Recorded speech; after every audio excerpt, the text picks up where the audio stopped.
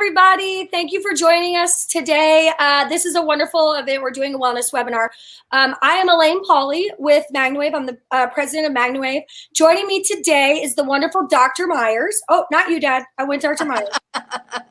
Dr. Myers, she's our medical director. And then also my favorite person, Pat Ziemer, my father. He's the CEO and founder of MagnaWave. And we are joining you to talk a little bit about what's going on in the world. I think we're all flooded with COVID-19 stuff. And I think a lot of people are worried about where they're getting their information. So we feel it's important for Amanda to share her story with us and how it's going with her. So Dr. Myers, let's talk a little bit. You know, last time we talked, we touched on the unknown and what was happening and how quickly things were happening. So where are you right now? Where are you working and how is it going? I am back in Tampa, Florida. In between the last time that I talked with you guys, I've been in Dayton, Ohio, and back in Texas, actually, and then back here in Florida. I think everywhere is seeing the same sort of process. Everyone is worried. There is rapid spread, of course, and the unknown of maybe people who don't look sick but are sick. And so there's a shedding process that's happening from an exposure perspective. Yes. Everywhere I go, we have stay home, shelter in place orders, depending on your state, what they're called. Of course, you know, the total conversation right now is how can we flatten our curve? How can we minimize the numbers of people who are getting sick acutely right now? Can we stretch out that timeline so people are getting sick in a sort of less bolus sort of volume so that our hospital systems can keep up with it? Every hospital that I work with is doing a fantastic job trying to put protocols in place. It's sort of a rapid moving environment. As we learn things, of course, we're adjusting them. So I feel like weekly we're doing a new process, but the processes are improving just from a safety of staff and safety of patient and safety of, you know, from the emergency department's perspective, which is where I work. How do we keep people who don't have COVID right now away from people who potentially do have the virus? And so we're trying to mitigate just volume of contact for people across the board. So it's been challenging because we just don't know everything that we would like to about this virus yet. Do you feel like you've come a little bit more like along the way? Do you feel like you've learned more over the last week and a half? I think we have. I mean, I think as we learn more about, you know, who might be the person who will have a harder time with the viral process. You know, it's a little bit like flu. We know there are categories, pockets of people that are going to struggle more if they have flu exposure than other people who don't. And so, we're sort of getting the same feel with the COVID-19 virus. We're finding it's not striking children as hard. They can get sick. They do get sick. It's just not putting them in intensive care units, and we're not seeing the mortality rates with them. Whereas people who have other chronic medical problems like high blood pressure, cardiovascular problems, diabetes, those types of things, those individuals really will struggle with this. And they are commonly the people that end up requiring hospital care, requiring intensive care, sometimes ventilator assisted breathing help. And so as we learn more, we can target kind of where do we put our resources, right? So we've had a big conversation about New York City because they are potentially the place where we're having the highest volume of cases and the highest number of individuals who are requiring ICU level care. There are a couple other cities in the nation that are struggling with that now, that are using strategies that New York City developed in order to mitigate their volume of need. And so, yes, we're learning, where do we put our resources? Where do we put the volume of staff? How do we divert things into different arenas in order to use them more effectively? So I just want to remind everybody if you have questions for Dr. Myers or Pat Ziemer or myself, you can put them in the box. You could actually give live comments. We will read those. This is your time to talk to a doctor who's really working on the front lines of what's going on. Dad, do you have any questions for Dr. Myers that you would like to ask off the bat? Yeah, I'm just curious. I mean, there's a lot of talk about opening back up. How do you feel about that? I mean, when they talk about doing it in waves and I've talked to people, for example, we're big soccer fans and we got seats at the soccer stadium, and I was talking to one of the team owners the other day, and he said, I think is going to happen, it's going to be July, maybe, before we play a game. Then they're going to tell you and I to stay home and let the people that are 35 and younger go, and you can watch on TV. And yeah, there's Alane. And I get your seats for soccer? Wait, what? But how do you feel about that? What do you see happening there? It's a plus minus. It's a risk, right? So we know that if we isolate, we can potentially not spread this virus as aggressively and as rapidly. And so there are some of us who would say that's the best way and we need to stay isolated. But we also, there's the reality of, our world and our life, and, our economy is a big factor. So how do we mitigate the risk of getting sick into the possibility of opening things back up? And I feel like from the medical arena, part of what will help us is, we've developed a test right now that we use on the front line to say, do you have COVID-19 or not? It's a PCR test classically. It's looking for the RNA, which is kind of like our DNA. This virus has an RNA strand. So the testing is looking for, is the virus present or not present? Are you sick or not sick? What we're moving into now is, have you been exposed? Are you now healthy again? And do you have antibodies to protect you? So we're looking more at an antibody test for, are you well? And are you protected? And I feel like if we can get better data about that, then we would all feel a bigger sigh of relief potentially for opening again.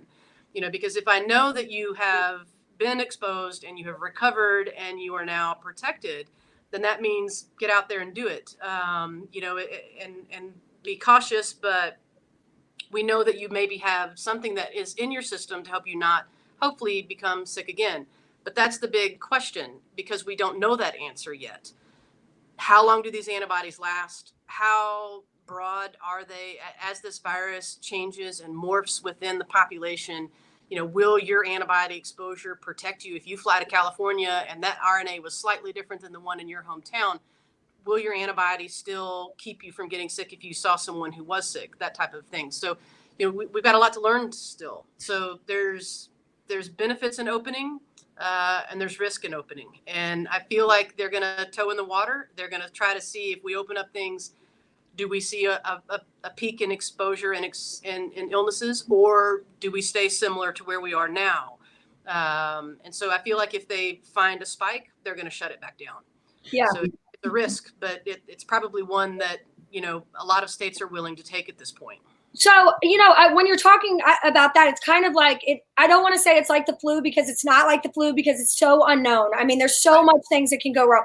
But I've had, especially when I was younger and I was in my 20s and I had 2 kids and a full-time job, I got the flu of like the A and the B and the C, like within 1 year. And it was horrible. And my immune system was down, and I was working nights at a television station as a television producer. I had 2 young kids and exhaustion, and I wasn't doing really anything to take care of myself. So like if you are like my dad and, you're older than 35, I won't give your exact age, Dad. Or you're, and you have some type of a medical issue. What are you recommending that people do? And how would you recommend if they should use MagnaWave and how they should use it? I mean, I think your one good defense is a good offense. Still, I feel like we don't have a vaccine, and we probably won't for another 18 months. That's very far in our future. The problem with this particular virus is that, right now we're coming into our spring and summer, and most viruses die in heat. We anticipate this one will do the same, although we're not positive. So our season is going to sort of, thankfully, just because of the timing of the year, potentially shorten. The problem is going to be that Central South America, their winter is beginning. And we're so travel connected now that there's a good chance that we will see this again in our winter in 2020. So we will not have a vaccine realistically at that timeline. So we're looking at vaccines in 2021 as the reality. So the key now is to keep yourself as healthy as you can, because there are no treatments to help you on any other level to protect you from this virus or to get rid of it while you have a current illness with that. We have several things that we're looking and studying at currently. None of them have been panning out to give us really great, this fixes the problem type answers. Some of them have mitigated symptoms, but not on a level that have made us say we're going to give it to everyone. So they're still studying those things clearly. So everything that you can do to keep yourself healthy is your best choice. So in my opinion, things like pulsed electromagnetic fields will help your body do that. It's an easy thing to do. There's no wrong way to do it. A magnetic field is not dangerous to your body at all. But what it will do is reset your cell structure up to be healthy and to function. And we all know that healthy cells will keep you healthier. So cells that are sick and not doing well tend to stay stagnant. And then when you are encountering something that could overwhelm you like this virus, you're going to struggle with it completely. But if you can fortify your system and you can help keep those cells working properly with pulse electromagnetic fields, then your body's going to tolerate something that someone else's might not. Okay, so I like that. So what about what like vitamins? We've been through this before, but I think there's more people on here. What should people be taking? And should they take it before they use the MagnaWave PMF, or should they take it after? The vitamin profiles we recommend are really the ones that help your immune system. So vitamin C is a very good one. You need a good B complex, specifically B6. We recommend micro vitamins like zinc, selenium. Those are good, just resource for the body to use. The big one right now, I feel like vitamin E is helpful because it helps repair injured cells. But the big one right now, I feel like that's important, is vitamin D3. It does change some of the lung tissue, which is where this virus is sort of happy to enter your body, the most happy to get inside you. It comes through your lung tissue. So nose, sort of respiratory tract down into the lungs themselves. And D3 can shift the way that the virus can enter your body. So maybe one of the more important ones for right now, not one of the common ones that we recommend from just a viral protective sort of perspective. So, but D3 certainly at this point is a good player. What kind of dosage, doctor, of the D3? So the D3, we recommend, what we're finding is that 10,000 units a day, so the international units I use per day, is what we would recommend. And we've studied it up to 60,000 units a day on a daily basis over a 6-month period of time, and not seen any type of side effect profile from that. So it's a higher dose than what probably, on an average has been recommended. But in this particular setting, probably the best choice. So what about C and vitamin E? Sorry to interrupt you. No, that's okay.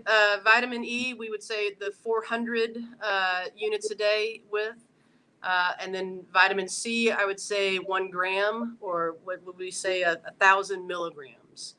And then if you have a good multivitamin, those are always a good choice, and they tend to have the B complex and the zinc and selenium in them. So you don't need to necessarily, take 12 pills a day. You can combine some of those. But clearly your vitamin C will be a greater dose than what's in a multivitamin. The vitamin D and vitamin E likely as well. So.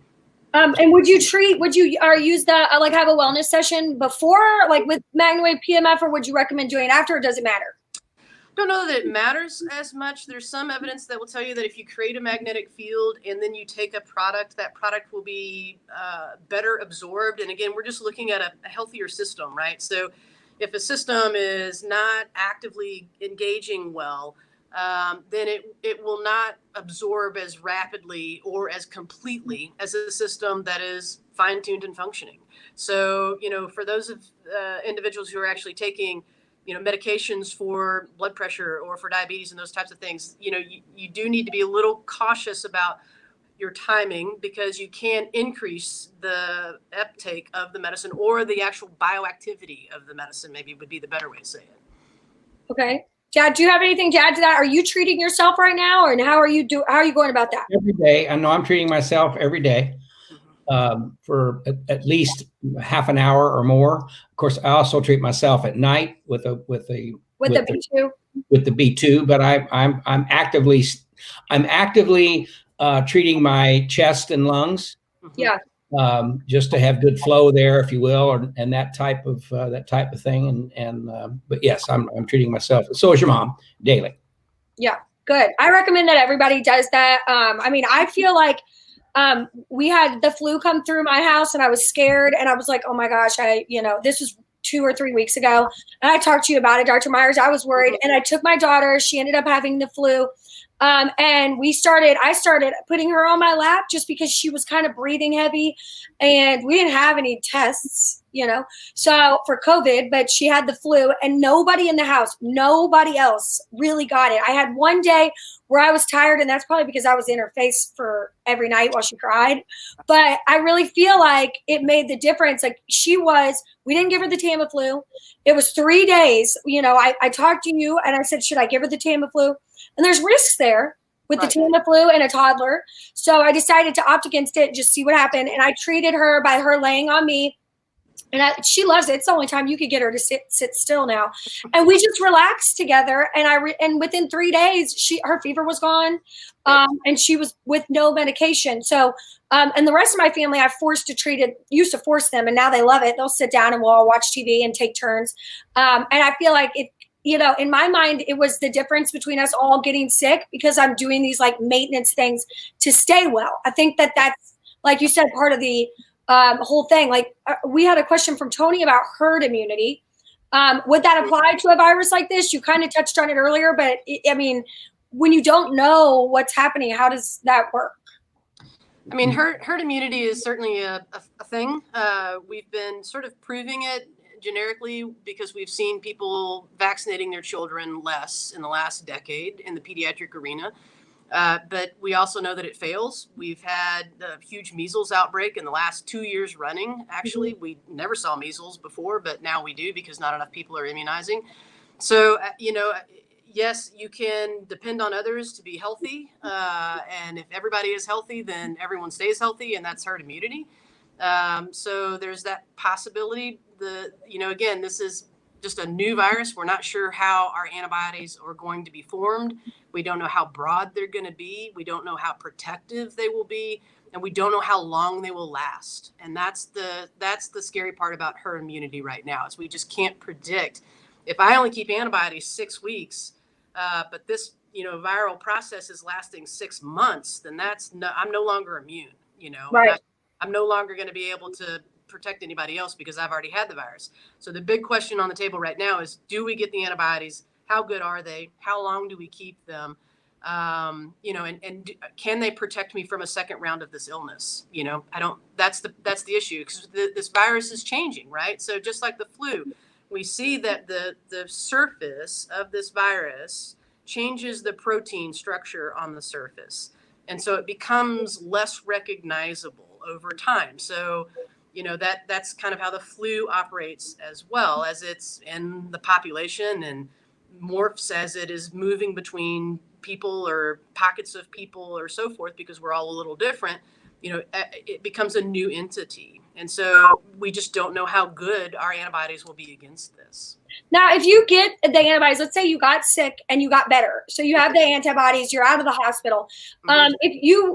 Do antibodies last longer if you take care of yourself and you're taking this vitamin C, and let's say you change your lifestyle, you got sick and you were drinking a lot and you weren't working out or whatever, you were just not as well. And then if you get out and you change your lifestyle, is there a possibility that it'll make the antibodies last longer or keep you healthier longer?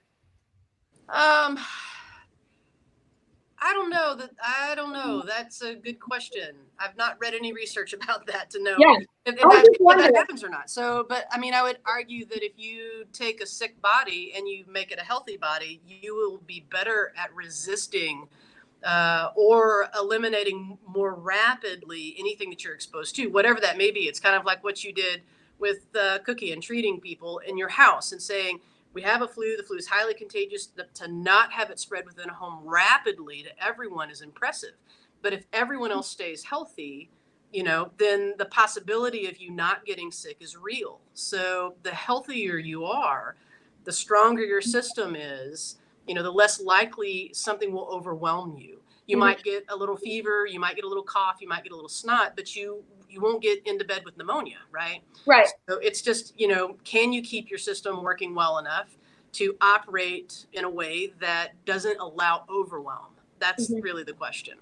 So, and whether you have an antibody to help, because the antibody, it's like a file. It's like is something that you've written down that's a process for something, right? And you put it in your computer. And you don't do that process for 6 or 8 months. And so you have to go, man, I wrote all that down. I'm going to go get that thing out. I'm going to read it again. And then I'm going to know what to do with this, time that I have to do it this time. And then because you've done it once before, you go, oh, that's right. And when we did that, we had this problem and that problem. So let's modify it. Let's do it this way. So you add that information into that page. And then you don't do it for 6 months, but then you get it out again. And so like the third and the fourth time, you've got a cleaner process, a faster process, something that allows you to move from point A to point B in a faster, more efficient way that is sort of the way that our immune structure works, right? So the repeat exposure to these processes allows us to recognize them faster and defend ourselves against them faster in a more efficient way. So we get less and less sick each time we see this problem, right? Yeah. And the problem with COVID-19 is it's completely new. No one has seen it before. So we're all learning for the first time what's going to happen, right? Yeah. I was reading an article this afternoon, knowing that we were going to be together visiting, from the World Health Organization. Of course, I know they're up and down right now with in favor or not in favor, but they were talking about in the article about the antibody situation and the herd immunity, and they're not in their studies, or what they've been able to find is they're not being able to put a real thumb. And I think it could be because the virus can change from area to area, as you described, from Kentucky to what it is in California. And so they're questioning the actual viability of the antibodies really doing a good job at this point.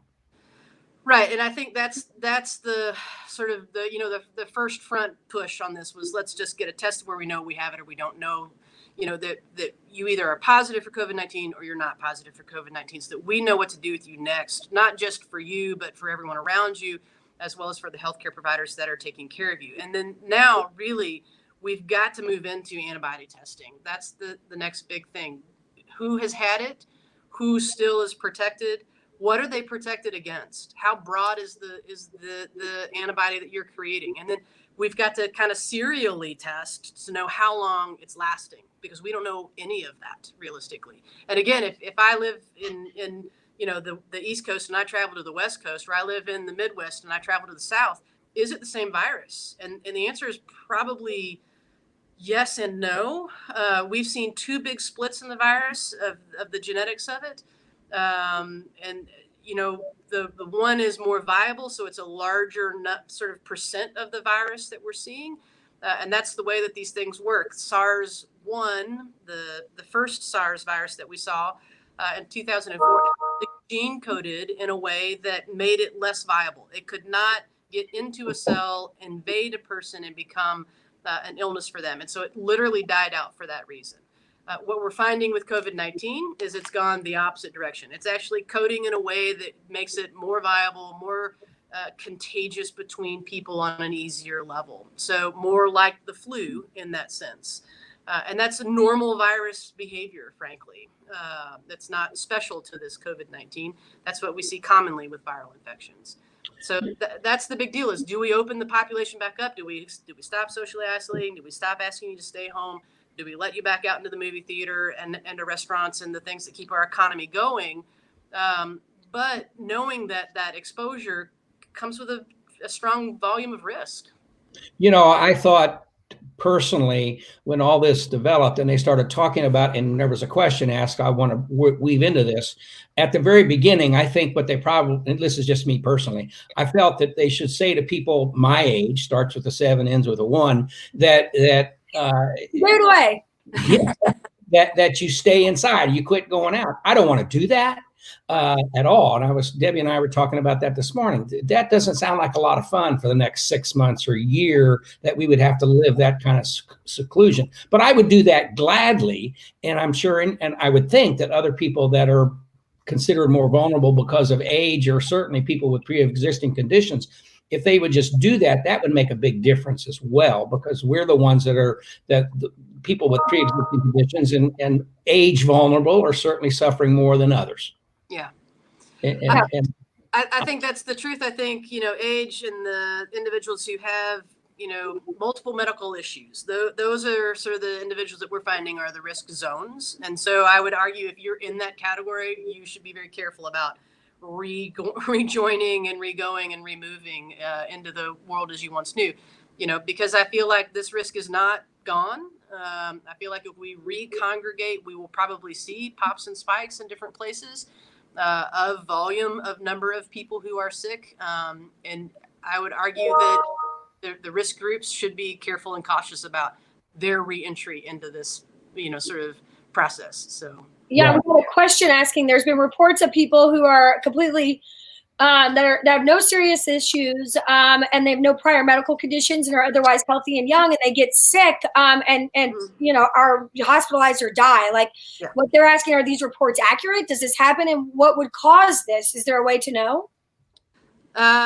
It is accurate. We are seeing people in their 20s, in their 30s, in their 40s that are healthy people that have been overwhelmed and died from this virus.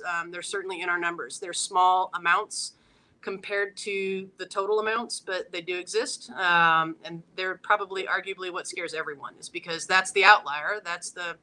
We don't know who that is or who they're going to, we can't group that person into something that tells us they're the risk population. So that's the challenge, is guessing that. And we just don't, again, know enough about this virus to be able to predict that. So Stop. Some people have had, hi, There's Cookie. Hi. Hi, Boba. She said, hi, Boba. Well, Dr. Amanda, to that end, and you're right. And I told Debbie, I came home a week ago. I ran to the store to pick up groceries at the curb and all that kind of stuff, wearing my mask and gloves and the whole routine. But I was amazed. I saw a young couple walking into the store with an infant, Cookie's age, and they were clearly in their 30s, no mask, no gloves, carrying the infant, both of them going into the store. And I just shook my head and thinking, what are they doing?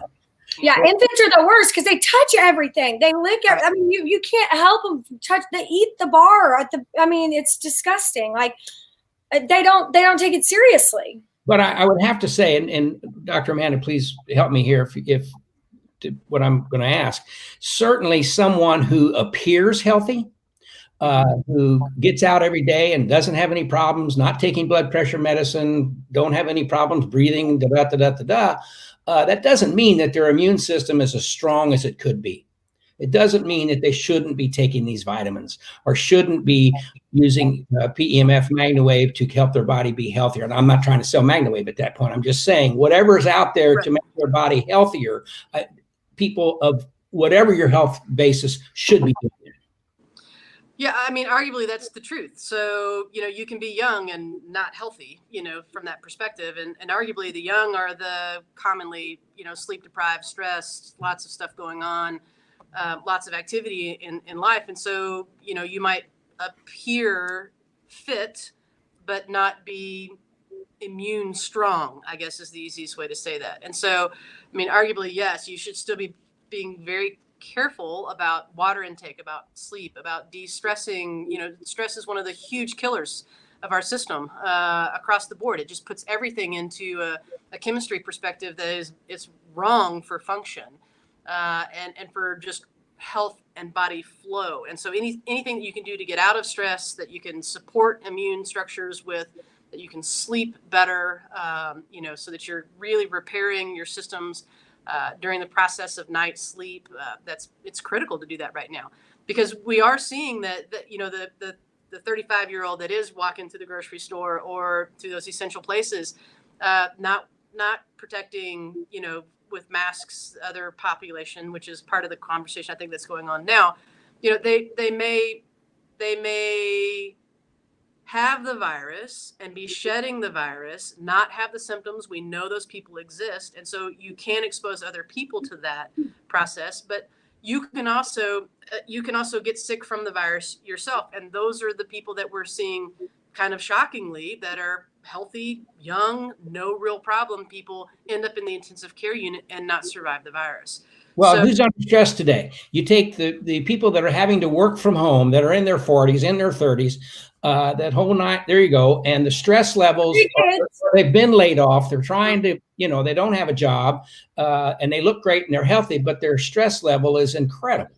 Right. the depression that comes with it. I mean, I think that's what, like, my group of friends, we try to talk. We're 11 best friends since high school, and we all have kids, and we all work, and we all realize the sadness that we're missing birthday parties, and we can't get out of our house. We can't do things. And I think that's what's been really good for my family with using the MagnaWave, because we lay on it. I feel like it does. It is, PMF has been tested over and over and over again for depression.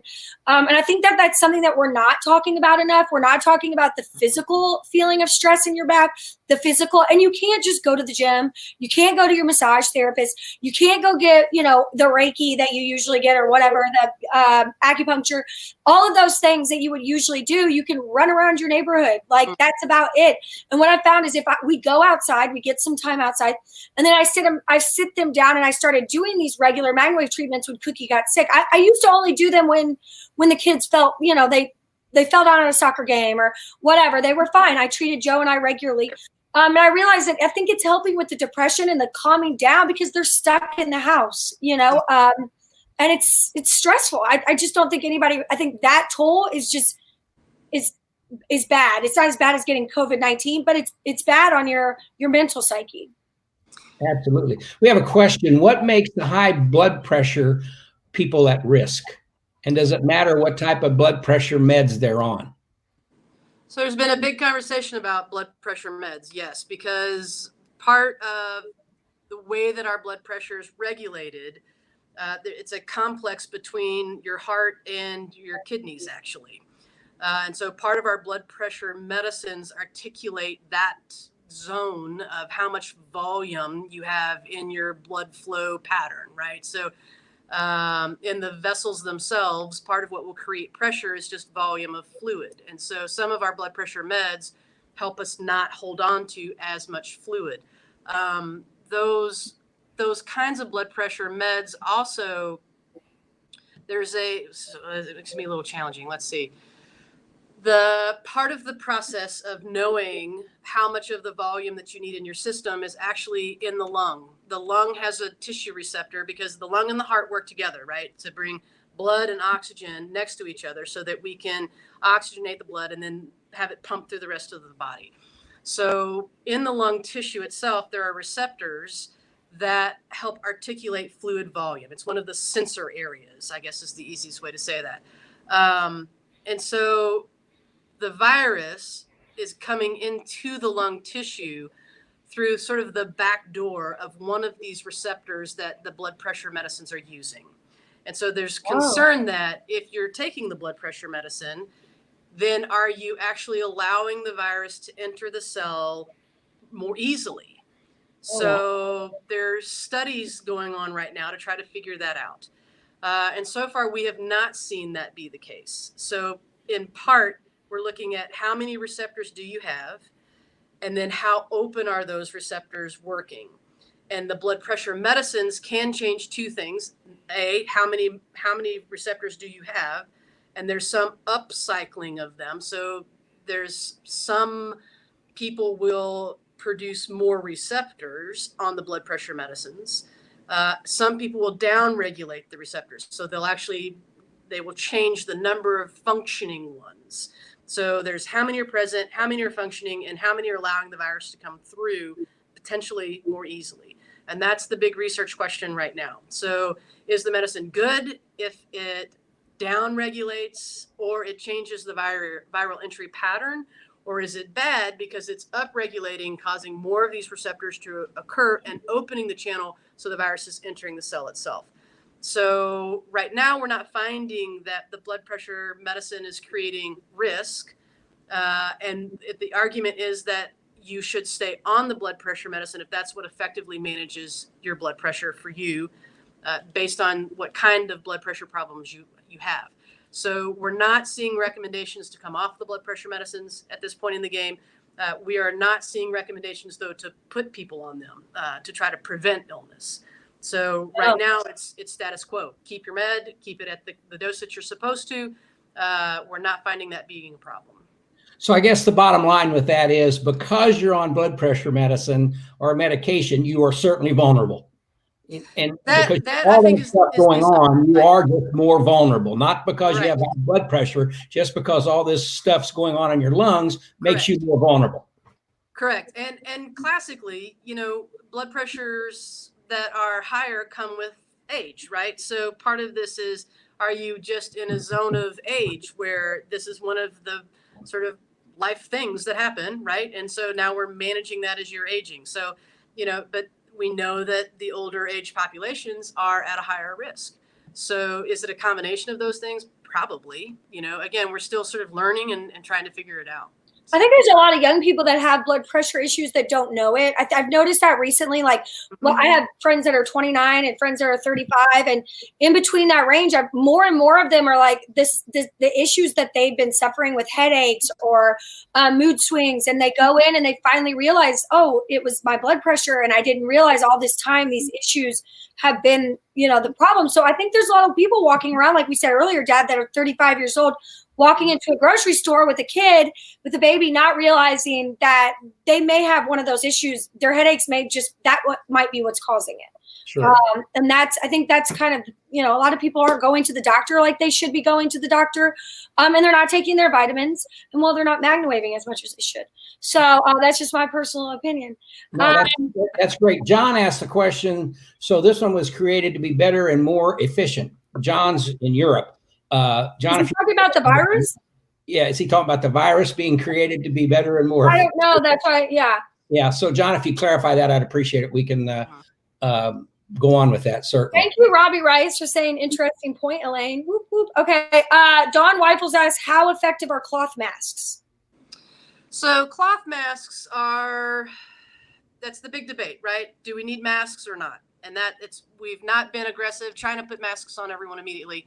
I think that they do that a lot of their time anyway because of pollution. So mask wearage in China was not unusual, and to implement it during this process for them was one of the first things they did and made it mandatory.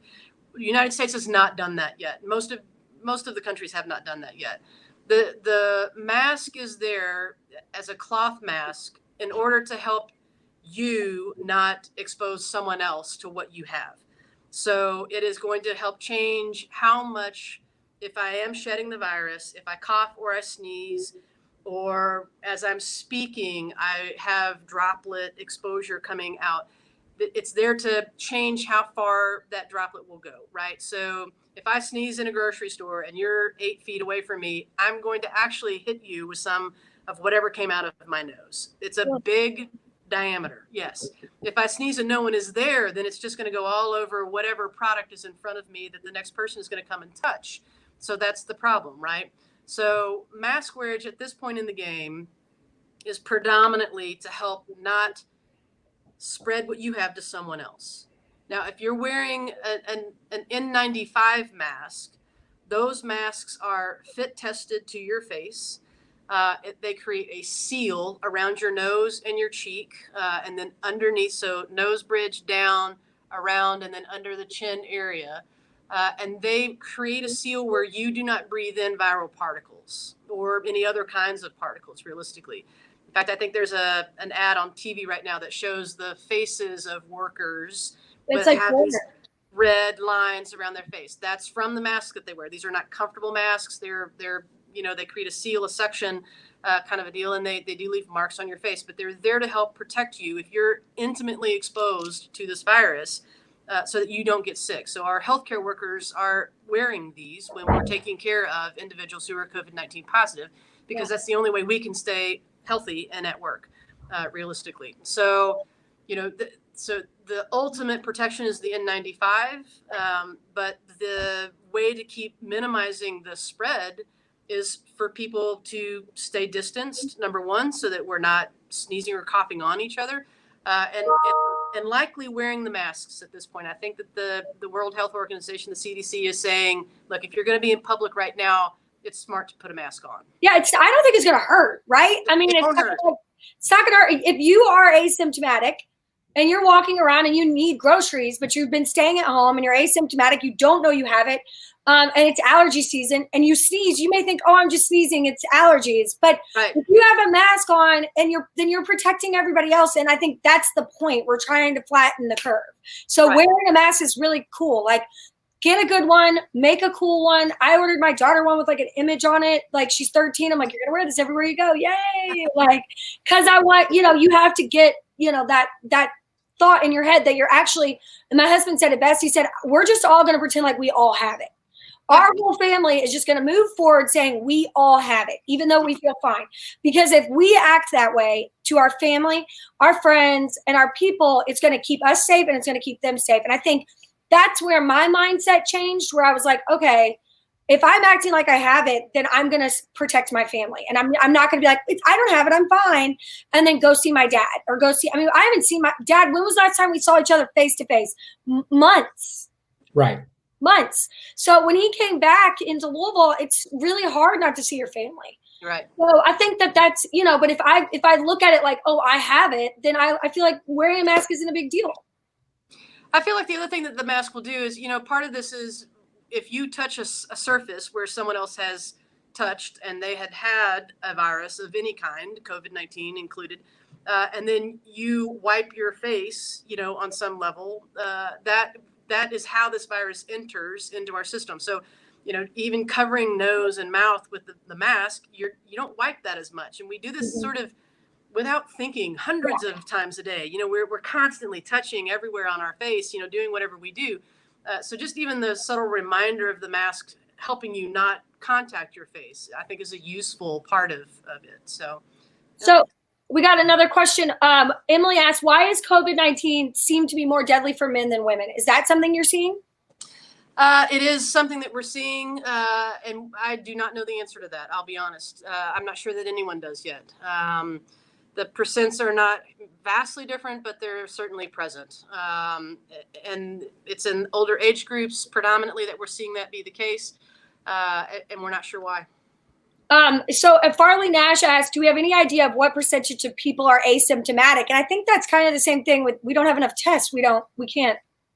I think, that's the deal, right? So part of the push to reopen is that there are areas that aren't experiencing large numbers of individuals. But my question is, are we testing enough to know that? Mm-hmm. Are we getting test answers back rapidly enough to know that or not? And, that I think is the risk. We're testing in areas highly populated and we're seeing those numbers, but we're still seeing those numbers rise. But what about in the rural communities where they may not go to get their testing done? So I would caution people not be lulled into, security by looking at some COVID tracking map that says, oh, you only have one person in your, city or so many in your county, and those numbers are low. I would be careful because I feel like we're not testing broadly enough still to know where this is in a numbers game. I completely agree. I actually have a friend in California who has it. She tested positive. She was 22 days in. She still has no taste. Horrible. Yeah.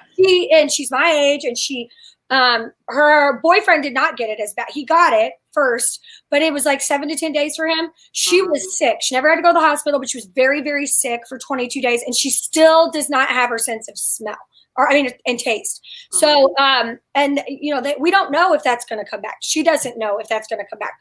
And then there's a woman here in Louisville that's in a mom's group with me on Facebook. I no contact with her, but she's in this group, and she commented yesterday that she's had the dry cough for 5 days on Facebook, but her doctor says she's not qualifying for a test. In Kentucky, we're opening drive-through centers at 4 or 5 of the Kroger. So if you have symptoms or you're of an older age, you can get tested. But she's been 5 days now with this dry cough and still isn't able to get a test. And I think, if she does have it, then her whole home could have it, and there's no way to know. Right. Yeah. And I think that's part of the deal. And, again, the virus, 85% of the people who get it will have mild symptoms, right? So it is simple. It's cough, it's fever. 15% of the population is having more dramatic symptoms occur. You do see loss of smell, loss of taste. The pneumonias are probably the most complicating part of this. They're generally people that need to go into the healthcare system to get some sort of oxygen delivery on some level. There's a small percentage of that percentage that is going into the ICUs. And then, of course, there's a percentage of them that are not surviving the illness process. But, 80 to 85% of the people are having a common cold with this. And so how often is that person just headed to the grocery store or to the gas station or, to do something that they need to do and exposing the people that are around them? And that, I think, is the challenge, right? So if we're not testing everyone, then we don't really know the broadness of this, and we don't really know how to protect the rest of the people that they may be exposing unaware of what they have. So if somebody's sick, and they have a cough, all right. So this is, what I did, like kind of what I did with Cookie, my toddler. If somebody's sick and they have a dry cough or they have a cough, is it okay to treat themselves with MagnaWave PMF and to continue taking their vitamins? Should they call their doctor and try to get tested immediately? Like, when do you go from this is allergies and I'm going to change my life and go to when do you take that step? And is it okay if your doctor says just stay home to continue using MagnaWave PMF and taking your vitamins? I mean, I think generically staying as physically healthy as you can is your smartest choice all the time. So resting well, vitamins, good water intake, anything that you can do to de-stress, whether it's, whatever activity you like to do. There's plenty of online things that I know are available for lots of things that, CrossFit may be challenging because you don't have all those big tires in your house, but there's some other options. You're not going anywhere. My back this morning, we're moving all the furniture, so we're rearranging the whole house. So I got a little CrossFit challenge going on here at home. There's some options, yeah. So I mean, I feel like that is always the story. You should always be doing that to help protect yourself. I think we're in the spring. The spring is a classic allergy producing time frame for a lot of individuals. You kind of know your symptoms, but if you're run down or you're stressed and your body isn't, being as active as it normally is, then those symptoms may feel different to you than what they have normally felt like in your allergic season pattern. And so I think those are questions that, yes, I would certainly say call your doctor, ask them. COVID classically comes with fever. So if allergies don't normally. So if you do start running fever, that would be an important component to. What is that fever? Like, I hear low grade fever, but if I call my kid's pediatrician, say 99.7, they're like, that's not a fever. They're fine. So what in an adult is a fever and what in a child is a fever? So we've looked at actually, where does the chemistry change? Like, when does your body begin to mobilize things in order to begin to fight infection? And what we have found is in the adult arena, that is really like 101 and higher. And in kids, we drop that to 100.4 because their immune systems are not smart. Yeah, I'm writing that down. Yeah. So, like for the less than 18-month-old child, really 100.4 is where we're going to start to say, pay attention to that. As we get older and our immune systems begin to get smarter, then we're less worried with those sort of low grade temperatures, as we say. But really, your chemistry doesn't change until somewhere between 100.4 and 101 is for most people what fever would be. Now, there are some people in the population. I mean, we're talking averages, right? So there are people who don't, maintain a normal body temperature at 98.6 is what we classically say is normal body temperature. Some people run lower than that. Yeah. So fever for them actually comes at a different lower number. Yeah, we do that in our family. I'm like at 97 most of the time. I'm never at 98.4. So I feel like when I hit 99, I'm like, oh, something is wrong here. Something is wrong here. So really, I think it's the common, if you know your normal temperature patterns and then you test, you can take your temperatures as we're going through. If those temperatures are, 2 degrees above where you normally are, then, and you feel bad, then potentially for you, that is actually fever. You know what I mean?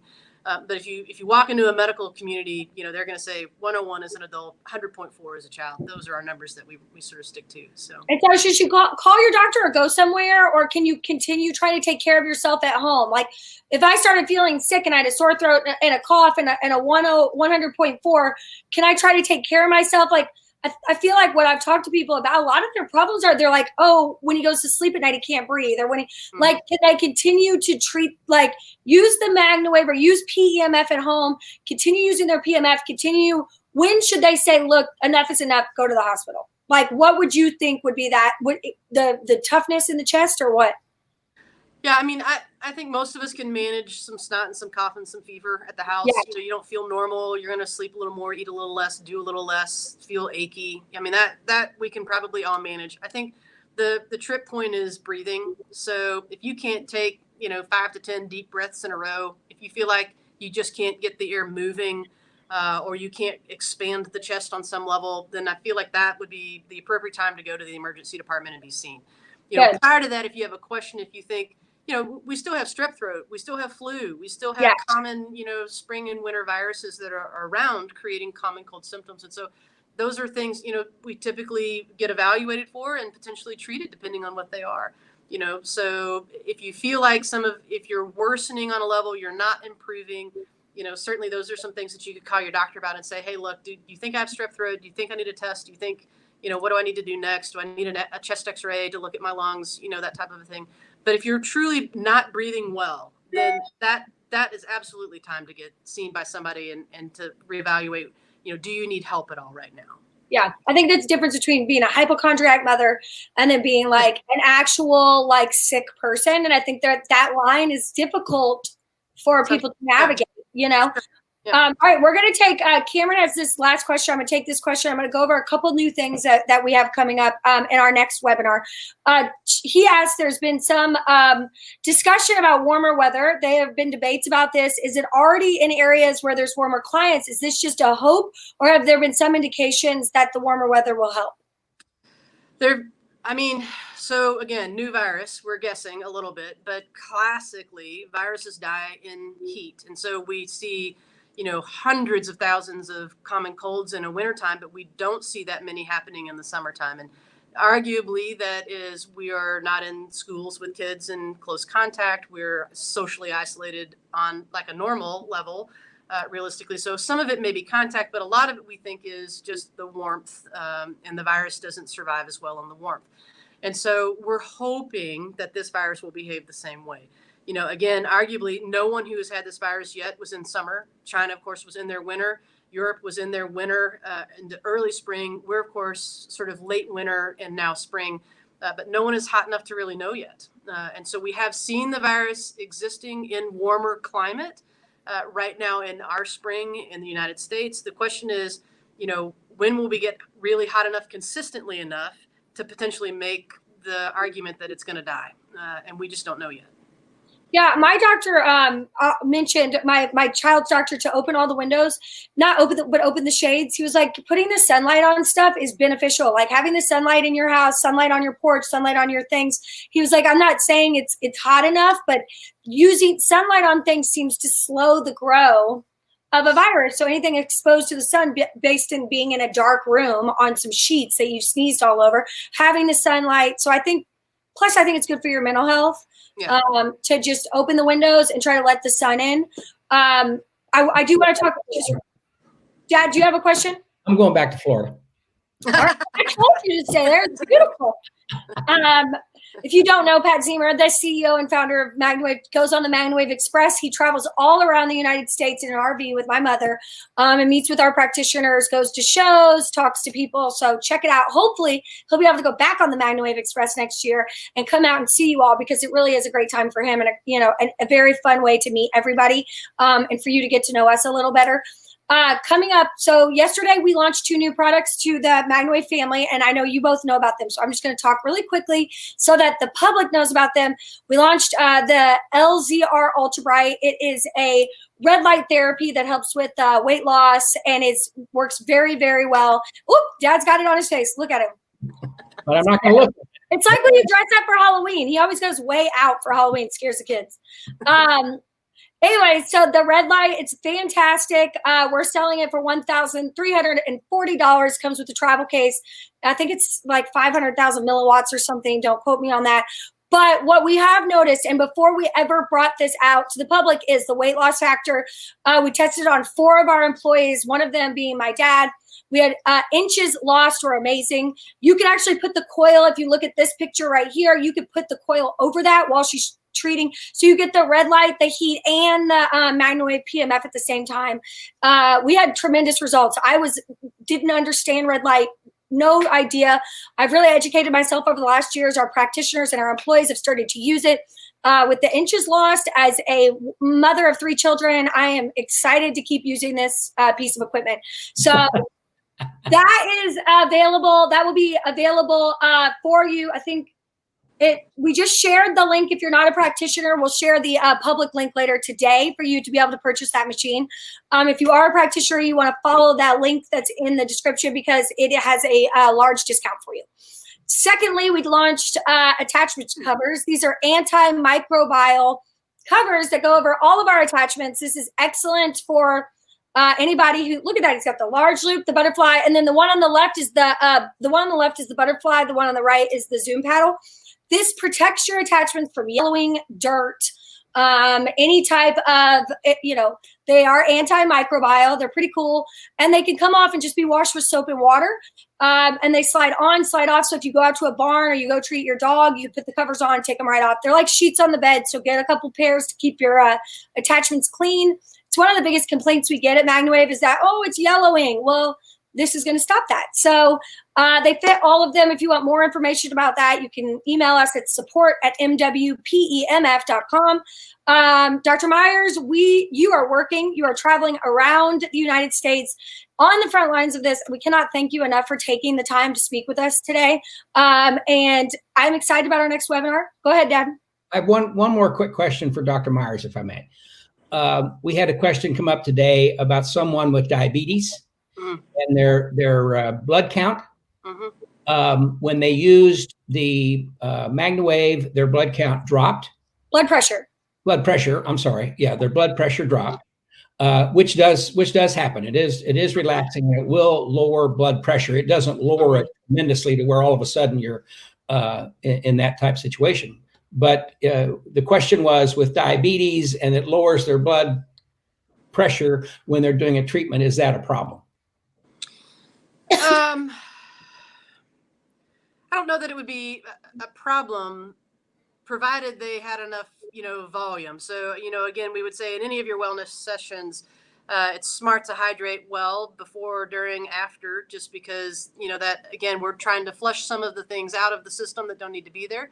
And we need to get the volume that we want in the blood vessels in order to support our cell structures, because part of what the pulse electromagnetic field will do is it will create nitric oxide, which will then dilate and make larger all of our blood vessels, which will allow flow to occur, which will carry oxygen then to a cell, which will then help the cell function more cleanly and effectively, and then dump trash out of it. So the blood flow then is changing in its pattern and shape and structure a little bit. So we do find that your blood pressure will change slightly, but it's not normally enough to, make you feel lightheaded or pass out from that perspective. We were both wrong, though. It's blood sugar. Yeah, and blood sugar. Okay. Yeah, I mean, blood sugar. That's what I was trying to say. They were talking about the blood sugar dropping. Blood sugar dropping, so not blood pressure dropping. Which is a good thing, because if you have high blood sugar, that's when you get into problems. Right. Well, either end of the scale is a problem. So we like a range. We like in the middle ground is where we like to be. I'm trying to think if I've read a study that talks directly about sugar dropping, and I don't know that I have, but it would make intuitive sense because part of what MagnaWave does, it spins electrons, and electrons are what our mitochondria use in order to create energy.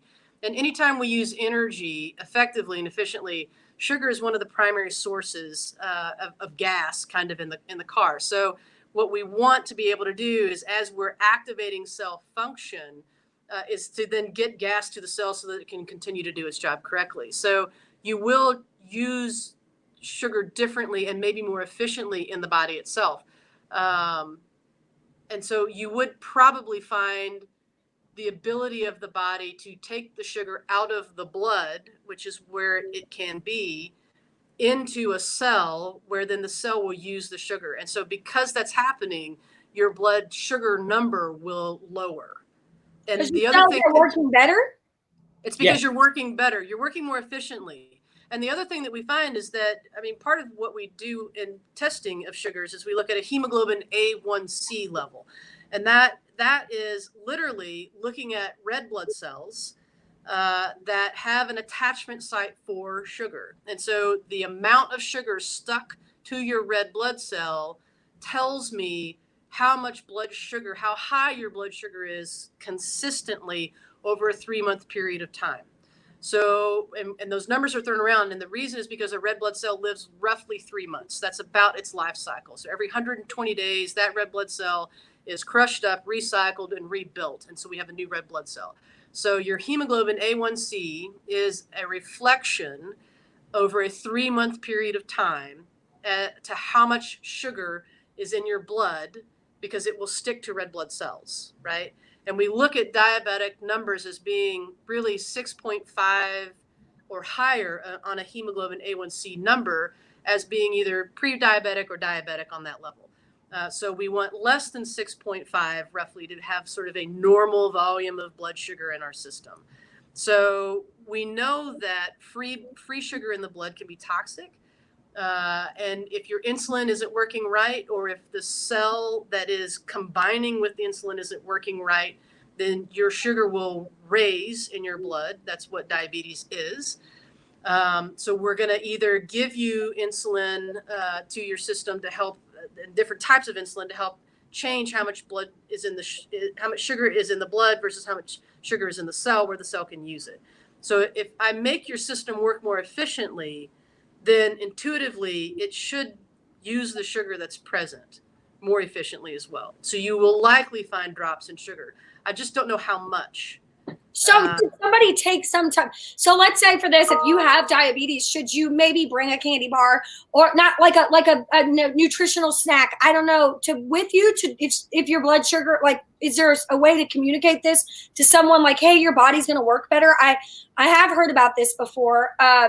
With a person where they actually, once they started using the MagnaWave, they were able to cut down the amount of insulin that they were taking, because they noticed they weren't feeling well. They went to the doctor. The doctor's like, whoa, you're on way too much insulin now. So is it a way for them to be able, and they, this was kind of like, oh, it could be the machine, but that's the only thing I've changed. Is there a way for us to talk to somebody about that? Or how would you recommend explaining that to somebody with this type of diabetes?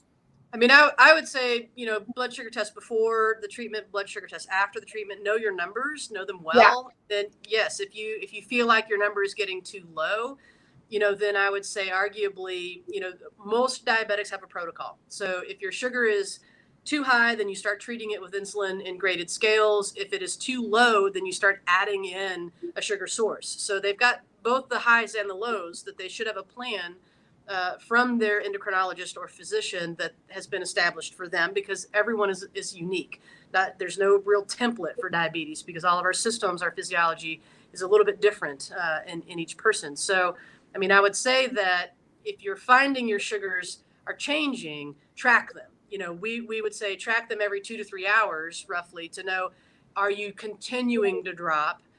Are you doing that if you're MagnaWaving every day, every other day? Are they continuing to go lower and lower? And then how do you modify how much insulin you're providing into the system? Because, again, as we get healthier, part of the diabetic problem is nerve injury. Part of the diabetic problem is small blood vessel occlusions or constrictions where we're not getting blood flow into areas. And part of a diabetic problem is the number of the sugar molecules that are not where it's supposed to be, that are in the bloodstream, not inside of the cells. So we're looking at several different factors of health, predictably. And we've done good studies with PEMF on healing sores, the sort of microcirculation problem in the diabetic population, right? We've looked at neuropathies, the nerves not being able to feel correctly, that fire and give you these burning sensations, and being able to modify that and repair that type of nerve damage. So it's not shocking to me to think that we're changing sugar numbers either. I have not read a study that tells me like ranges of what they're seeing with blood sugar modifications. Yeah, so people just need to know. They need to test themselves, talk to their doctor. Correct. Talk to the doctor about what they're doing, test themselves, before and after, and then know their protocol if their blood sugar drops. I think I've seen it before with lymph nodes, with people who've had overactive, where all of a sudden they can slowly, at working with their doctor and, changing their lifestyle and being able to use the MagnaWave, where they've come back and said, I've completely cut my medication in half now with my doctor. I'm working with him because I'm getting my body healthier. So, So basically it's the same mentality of just being able to explain that to somebody that you're going to do a wellness session on. Correct. The other thing that and I don't want to keep this too long, but the other thing that person needs to do, the practitioner as well, if you're noticing that you are seeing your blood levels, your sugar levels drop or whatever it is, look at the session time. If your session time is 30 minutes, drop your session time back to 15 minutes. You're still going to get the wellness in the blood. You're still going to get the oxygenation, and you're still going to help your pain relief, but you don't have to go 30 minutes. Yeah. Or whatever it is. So the practitioner needs to look at that as well, and so does the client. Yeah, I think that's a big misconception a lot of times with higher power PMF machines, where people will say, there's actual companies out there that say, oh, you need an hour and a half. And I'm like,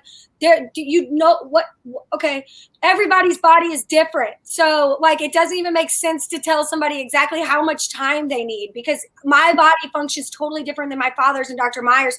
So what they are going to do for themselves to be comfortable is different. So the biggest thing, the MagnaWave that we talk about in our training is, hey, you need to understand what this machine does and how it helps your body. And you need to be able to communicate that correctly so that you can, help that person find the best session for them, and they can communicate it with their doctor. Okay. I think that's the best way to go about it, instead of saying one size fits all, because this is just not a product that does that. I may like a 30-minute massage. Somebody else may want 2 hours of hot rock massage. I don't judge your massaging. All I'm saying is we all do it differently, right? So it's whatever's comfortable. So, Dad, thank you so much. It's really nice to see your face. Your beard still looks excellent. Dr. Myers, thank you for joining me today. We will have it. We're going to shoot for another one soon, probably the week after next. We're going to do another webinar with Dr. Myers based on her schedule. Again, she's on the front lines, working, traveling all across the country. So we really appreciate you taking the time to speak with us. And we'll see you next time. Okay, sounds great. Thanks, Dr. Brandon. Bye-bye. Thanks, folks. See you later.